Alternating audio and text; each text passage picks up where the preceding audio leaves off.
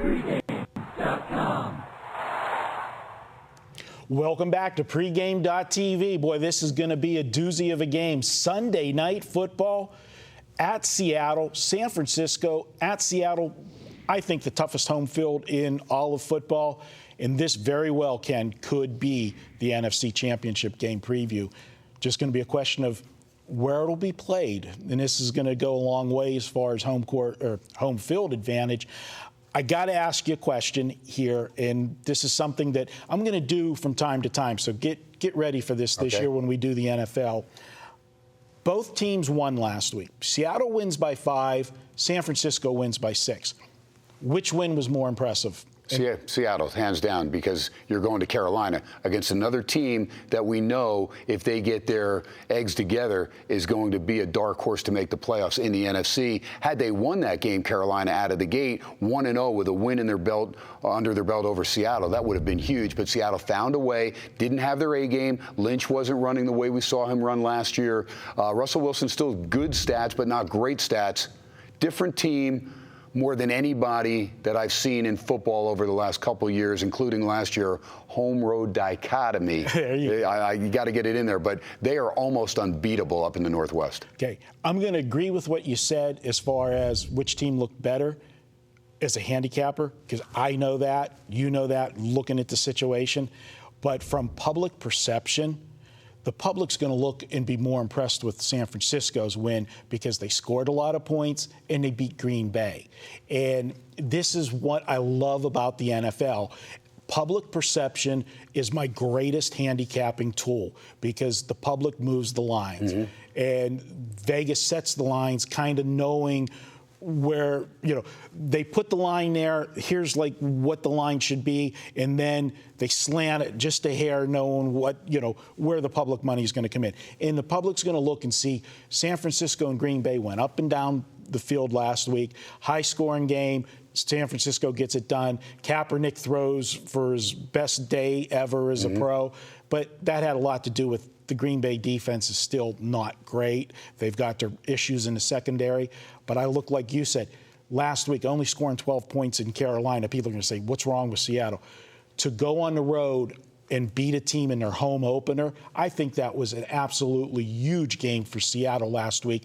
To get that game, knowing all of those circumstances, how hard it is, beat a team on their home opener. But then you got to have one eye down the road to the game that was coming up this week. Sure. This is a game that, whoever wins this game takes the driver's seat in the division, which everybody feels two of the top 3 teams in the NFC are right here. These two teams playing one another. Probably the most anticipated game of the weekend. Marco D'Angelo, this is your free play, pal. Let's make it official. All right.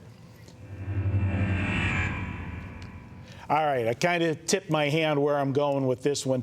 Seattle, this is the toughest home field in the NFL. They go crazy. The 12th man there, they're loud, they just win. Pete Carroll, I'm going to give you a stat on him. Since he's come to the Seattle Seahawks, head coach, when he plays a division game at home, they are 8-1 against the spread. Not only are they winning these games and covering them, listen to the average score in those 9 games. Seattle's won by an average margin of 27-10. 17-point average in those 9 games. They take care of business when they're playing a division squad. Now, this is a big game in San Francisco. I was impressed last week that Kaepernick was able to stay as a pocket quarterback and get the job done the way he did. He really didn't run that much. One of the runs actually was the play that dictated the game when Clay Matthews drilled him going out of bounds, and then they ended up flagging him. It was a 3rd down play. They actually blew that call. It should have been a dead ball offsetting foul. It should have been 4th down and kicking the field goal. Instead, they replayed 3rd down, and they not only got the 1st down, they got the touchdown on that play, and that kind of turned out to be the difference in the game. If you had Green Bay last week plus the points, it was an agonizing loss against San Francisco as they kicked that field goal with under 30 seconds to go to get it to a 6-point margin.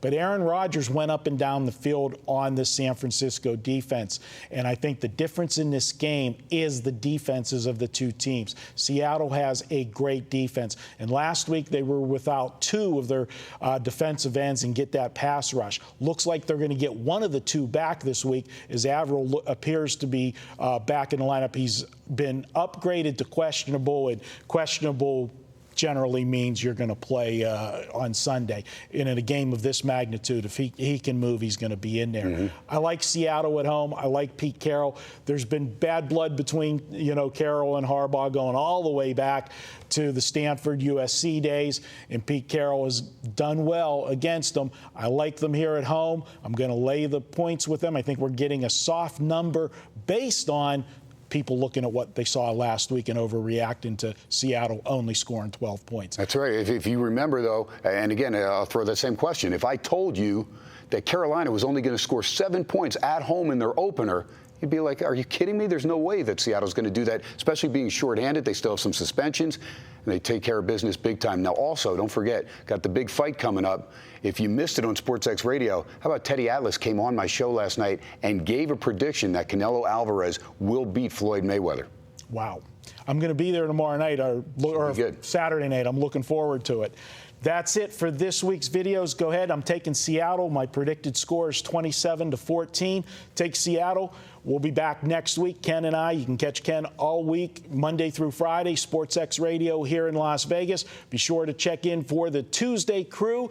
You'll have Fez, VR, and Brian Leonard doing videos, and then Ken and I will be back next Wednesday doing some more weekend action.